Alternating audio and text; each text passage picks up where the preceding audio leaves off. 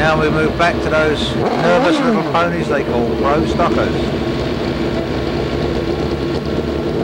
Paul Gast on his previous round ran 7:07.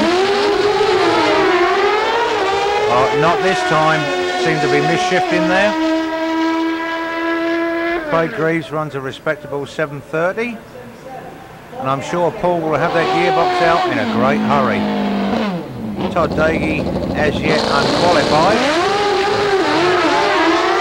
Looks like he's going to do it this time. Oh, a very solid 7:18. Now it's 7:0 Joe.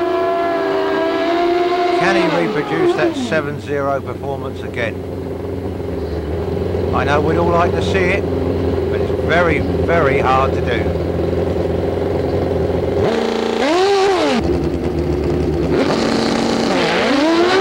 The launch looks good. Good half track.